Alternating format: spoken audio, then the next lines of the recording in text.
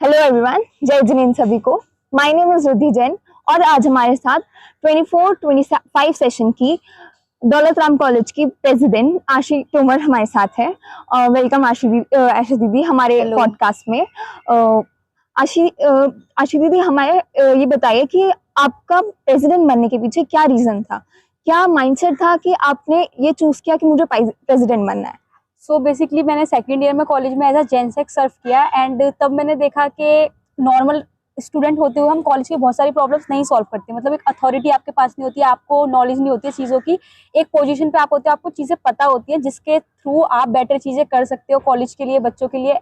तो आपने क्या क्या प्रॉब्लम्स फेस करी थी, जैसे एज अ जेनसेक आपने क्या क्या चीजें ऑब्जर्व करी कि क्या क्या चीजें हैं कि एज अ प्रेसिडेंट आप वो चीज इंप्रूव कर सकते हो, पर लेकिन एज अ जेनसेक आपके पास वो पावर्स नहीं थी जो आप कर सकते हो उस चीज को। सही एक्चुअली सही बताऊँ तो जेनसेक होते हुए ऐसा कुछ नहीं था कि पावर नहीं थी, प्रेसिडेंट के थ्रू हम लोग सारी चीजें अपनी कर लेते थे।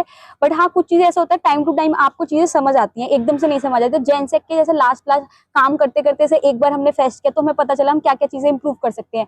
हमने कैंटीन का कुछ किया तो हमें पता चला इसको हम और बेटर कर सकते हैं। तो जब टाइम के साथ आप चीज करते हो वो इंप्रूव तभी होती है। तो ये चीज को देखते हुए ऐसा कुछ नहीं था कि अथॉरिटी उस टाइम पे नहीं थी, बाद में आती, बाद में चीजें बेटर कर सकते थे।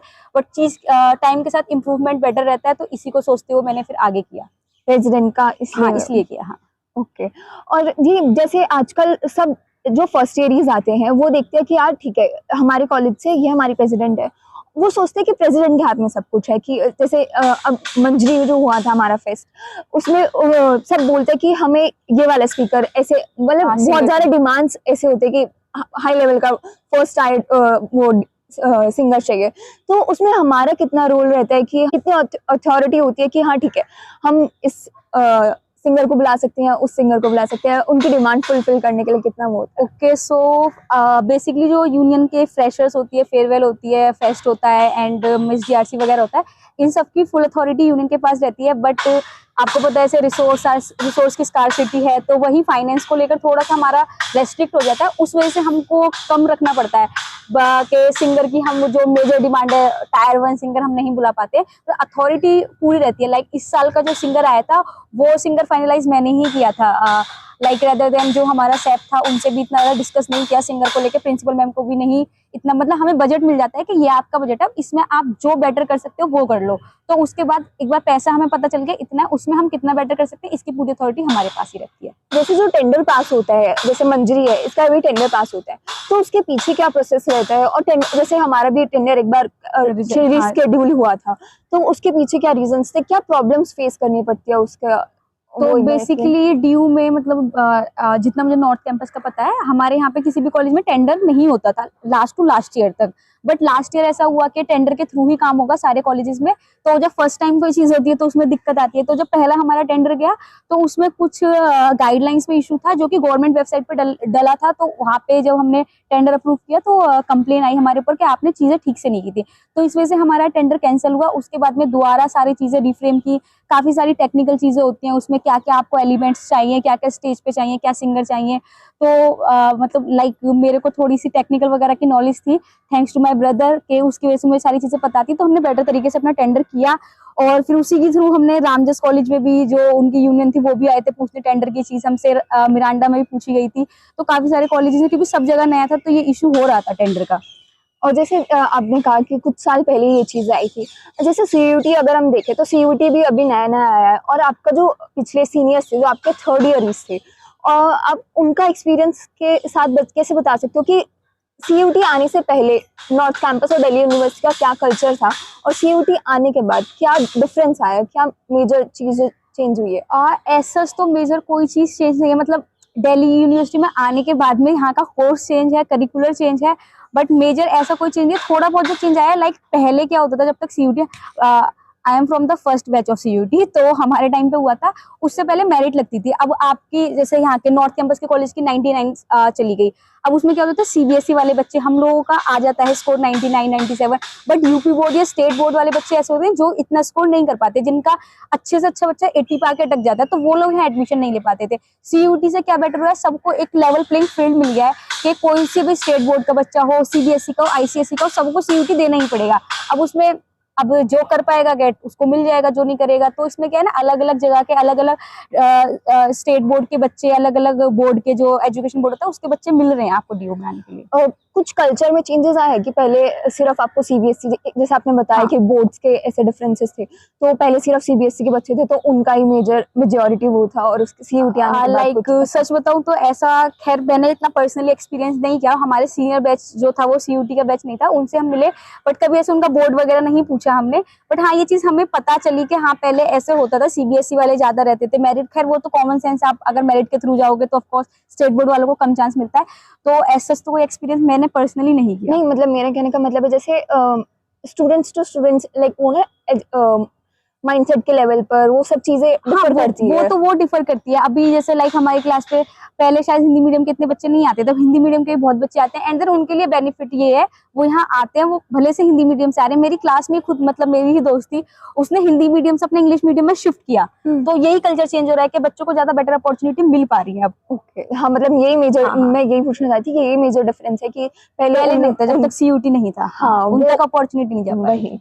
ओके, तो दीदी जैसे कैंपेनिंग जब हम करते हैं इलेक्शंस के लिए, आपने ऐसा क्या किया? मतलब एक तो पहले उसमें प्रॉब्लम्स, क्योंकि काफी सारी प्रॉब्लम्स फेस करनी पड़ती है वो 10-15 दिन के प्रोसेस में, क्योंकि जब मैं भी अपने डिपार्टमेंट के लिए जनरल सेक्रेटरी के लिए खड़ी हुई थी तो काफी सारी प्रॉब्लम्स फेस करनी है, टीचर्स का और सब कुछ फेस करना होता है। तो क्या क्या प्रॉब्लम फेस करी आपने उसमें, उस प्रोसेस में? तो फर्स्ट ऑफ ऑल लाइक हमारे कॉलेज की कैंपेनिंग, जैसे डूसू की कैंपेनिंग, नॉमिनेशन आज है, कैंपेनिंग 2 महीने चल रही है, तो सबसे एक तो प्रॉब्लम यही थी, हम लोगों को नहीं पता था क्योंकि हमारा गर्ल्स कॉलेज था, डूसू में नहीं था, तो प्रॉपर्ली कैंपेनिंग करनी, हमें लगा सिर्फ जो मेन 3 दिन कैंपेनिंग होते हैं, 4 दिन उसमें कैंपेनिंग करनी होती है। बट जब हम मिले अदर कॉलेजेस से, वहाँ पे फ्रेंड्स वगैरह, उन्होंने बताया कि आप ये चीज पहले से कर सकते हो। फिर प्रॉब्लम हमारे कॉलेज में आती है कि आपको टीचर परमिशन नहीं देते कैंपेनिंग करने की, क्लासेस में आप जाके कैंपेनिंग नहीं कर सकते, रैली नहीं निकाल सकते कॉलेज में, तो उसमें अगर आप हल्ला कर रहे हो तो टीचर रोक देते हैं कि हल्ला क्यों कर रहे हो, रैली वगैरह में दिक्कत आती है। फिर हमारे कॉलेज में पोस्टर दीवार पे लगाने अलाउड नहीं है, पेड़ पे नहीं लगा सकते, दीवार पे नहीं लगा सकते, पिलर पे नहीं लगा सकते, तो फिर कहाँ लगाओगे आप, तो आप अपने पोस्टर टांगो, ये होता है। तो ये वाली चीजें प्रॉब्लम्स आई थी। ओके, जब आपने कैंपेनिंग करी तो आपने ऐसा क्या अलग चीज करी जो आपकी तरफ से, मतलब आपने की थी, बाकी जो आपके अपोजिशन में जो भी खड़े कैंडिडेट्स खड़े हुए थे उन्होंने नहीं की, जो आपकी यूनिकनेस थी जिसकी वजह से आपको ज्यादा वोट मिले और उनको थोड़ा वो नहीं तो बेसिकली इसका मेरे को 2 रीजन, एक तो ग्राउंड लेवल वर्क रहता है, मतलब थैंक्स टू गॉड के मेरे बहुत सारे फ्रेंड्स हैं, और ऐसे नहीं सिर्फ नाम के हैं, हर एक डिपार्टमेंट में मेरे दोस्त थे। ऐसा होता था, मैंने एक बार किसी क्लास में जाकर कैंपेनिंग कर दी, मैं दोबारा कभी नहीं जाती थी, वहां पे मेरे दोस्त लोग संभालते थे, किसी किसी क्लास में मैंने कैंपेनिंग भी नहीं की। तो ये चीज मेरे को लगी यूनिक, और मतलब ऐसा देखा जाए तो ग्रास रूट लेवल पे आप वर्क करोगे तभी आपको इलेक्शन में फायदा होता है। दूसरी चीज एक ये यूनिक थी जो कि सिर्फ इसी साल, इसी ऐसे नहीं कि अभी से मेरे जो अपोजिशन वाले थे उनसे यूनिक थी, अब तक डीआरसी में जितने इलेक्शन हो उन सबसे यूनिक थी। लाइक हमारे कॉलेज में बच्चे पेपर यूज करते हैं, A4 शीट, तो जो दूसरे वाले जो थे उन लोगों ने बहुत सारा पेपर यूज किया, बहुत सारा, तो बच्चों का एक ये आने लगा क्रिटिसिज्म कि कितनी गंदगी हो रही है कॉलेज में, एनवायरनमेंट को आप खराब कर रहे हो, इतना पेपर यूज कर रहे हो। तो मैंने एक अलग चीज ये यूज की, मैं अपनी पोस्टर मैंने पेपर पे नहीं बनाया, मैंने अपने बहुत सारे पोस्टर नहीं बनाए, मैंने सिर्फ 5 जो अपनी शीट होती है जो ओढ़ते हैं व्हाइट कलर की, वो ली, उन पे पेंट से अपना नाम लिखा, वोट फॉर आशी तोमर प्रेसिडेंट, डेट शीट, और कॉलेज के अंदर बड़े बड़े, मतलब प्रिंटेड हमारे यहाँ अलाउड नहीं है, तो नॉर्मल शीट इतनी जो पूरी जितना 6 बाई की शीट होती है उन पे नाम लिख के वो टांग दी कॉलेज में 5, डेट शीट, कि बच्चों की बड़ा छोटे छोटे पे कहाँ ध्यान देंगे, बड़ी सी शीट पे नाम देखो, उनके दिमाग में फिक्स हो जाए नाम। तो एक ये चीज यूनिक मेरे। तो जब आप जैसे प्रेसिडेंट के लिए खड़े हुए थे, आपको ऐसा नहीं लगा कि मैं अपने जो साथ के बैच के स्टूडेंट्स हैं उनसे पीछे जा रही हूँ, या फिर मुझे इंटर्नशिप करनी चाहिए, क्योंकि 3rd ईयर है, मेन ईयर होता है, कि मुझे इंटर्नशिप करनी चाहिए, एकेडमिक्स पे फोकस करना चाहिए, ये दिमाग में नहीं आया? आया था, लाइक मतलब ऐसे ऑलरेडी मैं 2nd ईयर में इंटर्नशिप कर चुकी थी, एंड 3rd ईयर में तो मेरे को नहीं था कि मैं करूंगी, बट अकेडमिक्स को लेके थोड़ा लगता था, लाइक साथ वाले सब क्लास ले रहे हैं, हम कभी कभार क्लास नहीं ले पाते, एंड अकेडमिक ऑफ कोर्स देखो एक चीज के लिए ट्रेड ऑफ तो करना पड़ता है, इकोनॉमिक्स में आपका होता है, तो एक चीज आ रही है तो दूसरी थोड़ी बहुत तो जाएगी, तो अकेडमिक्स आपका थोड़ा लो होता है लगता है, बट उसके अलावा फिर अकेडमिक्स के अलावा भी तो आप काफी सारी चीजें सीख रहे हो। अगर मेरा 8.5 CGPA आ रहा था और अगर मेरा 8.3 आ रहा है, तो 0.2 से अगर मेरा फर्क हो रहा है तो उससे मेरे को कितने एक्स्ट्रा चीजें सीखने मिल रही हैं, वो भी तो मैटर करता है ना। तो बस इतना ही डिफरेंस होता था, कुछ ज्यादा डिफरेंस नहीं? देखो मेरा अगर मैं बताऊं तो मेरा फर्स्ट ईयर में मेरा CGPA 8.55 था, सेकंड में भी 8.55 8.5 था, थर्ड में 8.45 है, तो लाइक Okay. 0.05 का ही मेरा डिफरेंस है, तो एकेडमिक्स पे इतना कोई फर्क नहीं पड़ा मेरे। ओके, तो ये कोर्स टू कोर्स भी डिपेंड करता है या फिर आपका जैसे देखो कोर्स टू कोर्स तो डिपेंड करता है, लाइक साइंस वाले बच्चों के प्रैक्टिकल्स होते हैं, बट लास्ट में ये होता है आप मैनेज कर पा रहे हो या नहीं कर पा रहे हो, लास्ट की पॉइंट तो यही है। वैसे साइंस वालों को ज्यादा प्रॉब्लम होती है, ह्यूमैनिटीज में तो इतनी नहीं होती है, बाकी आपके मैनेज के ऊपर है कैसे आप कर रहे हो। जैसे दीदी आपने अभी इंटर्नशिप की बात करी, बहुत सारे स्टूडेंट फर्स्ट ईयर में जो फ्रेशर्स आते हैं तो उनको ये लगता है यार इंटर्नशिप मिल करेंगे। जाए। हाँ, तो आप क्या कहोगे कि इंटर्नशिप मिलने का एक सही टाइम क्या होता है, या फिर क्या ऐसी रिक्वायरमेंट्स होती है कि जो एक कंपनी या फिर एज अ गवर्नमेंट बॉडी वो चीज़ देखती है? जैसे आपके भी नीति आयोग में इंटर्नशिप लगे, तो आपने क्या, पहले तो आप ये बताइए कि नीति हाँ नहीं, पहले ये बताइए कि फर्स्ट ईयर इसके लिए क्या स्किल्स है, क्या कौन सी ईयर में लगनी शुरू हो जाती है बेसिकली मेजर जो इंटर्नशिप होती है, कोई भी फर्स्ट ईयर में इंटर्नशिप नहीं ही, मतलब कोई भी कंपनी हो गई या गवर्नमेंट बॉडी हो गई, कोई भी फर्स्ट ईयर में इंटर्नशिप अलाउड करता नहीं है, बहुत कम होते हैं। तो फर्स्ट ईयर की अगर है तो देखो आपको बेसिक MS एक्सेल आना चाहिए, मतलब कंप्यूटर तो बेसिक आपको आना ही चाहिए, बहुत बेसिक तो आना ही चाहिए। बाकी थोड़ा बहुत आपका रिसर्च वगैरह का कुछ होना चाहिए, क्योंकि मेजरली सब लोग रिसर्च वगैरह पे एम्फेसिस करते हैं आजकल, या फिर एक्सेल वगैरह पे। तो ये छोटी मोटी स्किल कर लो, क्योंकि आप फर्स्ट ईयर में तो इतनी ज्यादा उम्मीद आपसे नहीं करेंगे। बट मैं तो ये बोला जाऊंगी, जो आपका बेस्ट टाइम है आप इंटर्नशिप करने का, आप सेकंड ईयर से ज्वाइन करो तो बेटर, क्योंकि फर्स्ट ईयर में आप अपने कॉलेज को टैकल कर रहे होते हैं कि सोसाइटीज में देखना है, कॉलेज में देखना है, एकेडमिक्स देखना है, आप अब बाहर से आ रहे हो तो सेटल होना है, तो वो सारी चीजें होती है। तो अपने सेकंड ईयर में जाके आप इंटर्नशिप ज्वाइन करोगे तो बेस्ट टाइम रहेगा। ओके, तो सेकेंड ईयर में आप गवर्नमेंट बॉडीज को आप वो करने लगो, टारगेट करने लगो, या फिर कॉर्पोरेट में जाओ? वो देखो आपका कोर्स टू कोर्स डिपेंड करता है। अगर आप बीकॉम वाले हो तो ऑफ कोर्स आप तो कॉर्पोरेट ही टारगेट करोगे, तो गवर्नमेंट टारगेट करने का आपका मतलब भी नहीं बनता। अगर आप जाके प्लेसमेंट में बैठोगे तो आप गवर्नमेंट की दिखाओगे तो कहीं हम क्या करें इसका, मैं तो कॉर्पोरेट। ह्यूमैनिटीज में बेसिकली प्रॉब्लम ये आती है, आप कॉर्पोरेट टारगेट कर सकते हो पर कॉर्पोरेट वाले आपको टारगेट नहीं करते हैं, उनका बीकॉम पे फोकस रहता है, बीकॉम, इको, मैथ, साइंस वगैरह ऐसे। तो ह्यूमैनिटीज वाले बच्चों के लिए ये है कि कॉर्पोरेट में हाथ मारने से बेटर है गवर्नमेंट पे जाके करो, वहां पे आपको मिल भी जाएगी, वहां पे थोड़ा प्रेफरेंस मिलती है ह्यूमैनिटीज वाले बच्चों को, क्योंकि वहां पे काम ऐसा है। तो कॉर्पोरेट में आप करते रहोगे बहुत टाइम तक नहीं मिल पाएगा, बट गवर्नमेंट में मिलने के चांसेस ज्यादा रहते हैं। बाकी आप ट्राई कर सकते हो, NGO वगैरह में कर सकते हो, और ये ना सोचे कभी अनपेड है तो हम नहीं कर रहे, क्योंकि आपको सीखने वहां मिलेगा जरूर। तो NGO में अनपेड रहती है ज्यादातर, इसलिए। तो आपने जैसे आपने बताया सेकेंड ईयर में भी आपने इंटर्नशिप करी थी, आप उसके बारे में थोड़ा बताइए कि कहाँ पे थी, कैसे क्या काम करना पड़ता था? सेकंड ईयर की इंटर्नशिप भी मेरी गवर्नमेंट इंटर्नशिप थी, वाइस चांसलर जो इंटर्नशिप होती है दिल्ली यूनिवर्सिटी की। ओके, तो उसमें मेरी लगी थी समर इंटर्नशिप, प्रॉक्टर ऑफिस में मेरी की थी मैंने। तो वहाँ पे सारा मतलब थोड़ा बहुत तो कॉन्फिडेंशियल वर्क होता था, प्रॉक्टर ऑफिस का लाइक डिसिप्लिन का काम होता है यूनिवर्सिटी में। इलेक्शन वगैरह भी जैसे डूसू चल रहा है, तो लास्ट ईयर हमारे ऑफिस के अंडर ही सारा जितनी भी कैमरे वगैरह थे, जितना भी सारी चीज होती है, तो ये काम रहता था। फाइल्स वगैरह काम रहता था, मेल चेक करने हैं, कोई प्रोटेस्ट वगैरह हो रहा है उसकी परमिशन हमारे ऑफिस से जाती थी, उस पर वर्क करना है, रिसर्च करना है, काफी सारी चीजें। एंटी रैगिंग का जो बेसिकली मीटिंग वगैरह होती है वो सब हम हेल्ड करवाते थे। और जो आप यूनिवर्सिटी में लास्ट ईयर अगर जो बच्चे होंगे उन्होंने एंटी रैगिंग वाले पोस्टर देखे होंगे, तो हमने ही डिजाइन किए थे। ओके, और जो जैसे अभी आपकी नीति आयोग में लगी है, तो आप इसके पीछे का, क्योंकि एकदम ऐसे नहीं लग जाती, इसके पीछे भी बहुत सारे प्रोसेस होता है कि आप अप्लाई करते हो, काफी चीजें होती है, तो आपने क्या क्या किया जिससे आपकी नीति आयोग में वहाँ पे इंटर्नशिप लग गई? सो बेसिकली आपको अपना रिज्यूमे स्ट्रॉन्ग करना पड़ेगा, अपना एकेडमिक्स स्ट्रॉन्ग करना पड़ेगा अगर कहीं भी आप जा रहे हो गवर्नमेंट इंस्टीट्यूट में, क्योंकि वहाँ पे एलिजिबिलिटी में वो एजुकेशन में क्राइटेरिया CGPA का डालते ही डालते हैं। प्रॉक्टर ऑफिस में जब मेरी इंटर्नशिप थी वहाँ भी क्राइटेरिया था, यहाँ पे नीति आयोग में भी वो एकेडमिक्स होल्ड ज्यादा देखते हैं। तो नीति आयोग का हर महीने 1 से लेकर 10 तक उसका फॉर्म ओपन होता है, फॉर्म भर दीजिए, और मतलब 3 से 4 महीने लग जाते हैं, आपका फॉर्म अंडर प्रोसेस रहता है, तो एकदम से आपको नहीं मिलेगी। फिर उसके बाद में आपका फॉर्म अगर प्रोसेस हो जाता है, कॉल आते हैं, उसके बाद में फिर दोबारा आपके डॉक्यूमेंट वेरीफाई होते हैं, एंड देन उसके बाद में फिर इंटरव्यू वगैरह, तो काफी लंबा प्रोसेस रहता है। बट आपको अपडेट अपने आप को रखना पड़ता है उसकी वेबसाइट पर। अगर आपने एक बार फॉर्म भर दिया तो आप हर महीने चेक करते रहो कि कहीं आपका एक्सेप्ट तो नहीं हो गया एप्लीकेशन फॉर्म। ओके, तो जैसे आपने फॉर्म फिल कर दिया, उसके बाद भी दीदी जैसे आप कह रहे हो कि 3 to 4 मंथ्स तक आपको वेट करना पड़ता है, क्या इसके बीच में कुछ ऐसी चीजें हैं जो हमें करनी चाहिए जिससे मतलब हम उनकी नजर में आ जाए, या फिर वो हमारा एप्लीकेशन ऐसे नहीं, देखो ऐसा तो कुछ नहीं, क्योंकि सारी चीजें ऑनलाइन है, वो आप यहाँ कुछ करोगे तो उन्हें नहीं पता चलेगा। बाकी देखो वैसे तो ऑन कैमरा नहीं बोलने चाहिए, रेफरेंस वगैरह अगर कोई लगवा देता है तो हो जाता है कि आपका जल्दी हो जाता है, अदरवाइज तो विदाउट रेफरेंस भी होता है। मेरा कोई रेफरेंस नहीं लगाता, मेरे साथ वाली इंटर्न है उसका भी कोई रेफरेंस, बस 3 महीने वेट करना। लाइक मैंने जून 9 को अपना भरा था गूगल फॉर्म, अपना जो एप्लीकेशन फॉर्म था, एंड मेरा सितंबर में मेरी ज्वाइनिंग हुई है, तो वेट करना पड़ता है, पेशेंस। तो वो कुछ ऐसे स्किल्स देखते हैं, स्किल सेट देखते हैं, क्या स्किल सेट होता है? बेसिकली अब देखो, जो मेरा नीति आयोग में, मेरा नहीं सारा नीति आयोग में काम होता है वो रिसर्च पर्पज से रहता है। बाकी वहाँ पे अलग अलग डोमेन होते हैं। जैसे मेरा पॉलिटिकल साइंस ऑनर्स था तो मैंने पंचायती राज का भरा था। अब पॉल साइंस में हमें मतलब फर्स्ट सेमेस्टर से ऐसा मान के चलो पंचायती राज के बारे में पढ़ाया जाता है। तो ये देखते हैं कि आपका कोर्स है पॉल साइंस है, आपके बारे में इसमें आपको पता होगा चीजें, तो फिर वो आपको प्रेफर करते हैं। फिर दूसरा, मैंने ऑलरेडी इंटर्नशिप कर रखी थी वाइस चांसलर वाली, ये वो लिख रखी थी, तो एक एक्सपीरियंस आपका हो गया। दूसरी, मेरे को बेसिक सारे कंप्यूटर MS एक्सेल वगैरह सब आते हैं।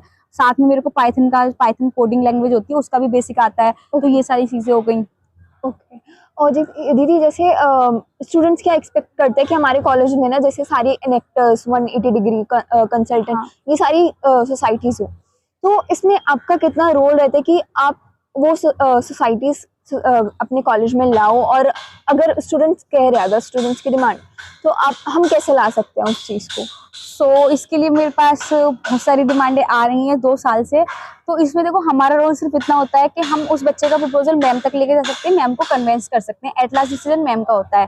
तो इतना ज्यादा हमारा इसमें और सच कोई रोल नहीं होता, क्योंकि कोई भी सोसाइटी बनती है तो वो रजिस्टर होती है, तो कॉलेज के अंडर में वो आ गई, कॉलेज की जिम्मेदारी है। कॉलेज को उसे फंड भी प्रोवाइड करने पड़ेंगे, कॉलेज में स्पेस भी प्रोवाइड करना पड़ेगा, उसका कोई इवेंट है टीचर भी देने पड़ते हैं, तो पूरा एक उनका रिसोर्स वहाँ पे लगता है। तो वो चेक करते हैं वो सोसाइटी कितनी बेनिफिशियल है, कितनी बेनिफिशियल बच्चों के लिए नहीं है, आगे के हिसाब से मतलब पूरा कॉस्ट बेनिफिट एनालिसिस करके ही कॉलेज फिर अप्रूव करता है। ऑलरेडी इस टाइम पे अपने कॉलेज में बहुत सारी सोसाइटीज हैं, तो यही माना जाता है कि ऑलरेडी इतनी सारी हैं, बाकी पे और करेंगे तो उनके लिए फिर फंड कहाँ से लेके आएंगे।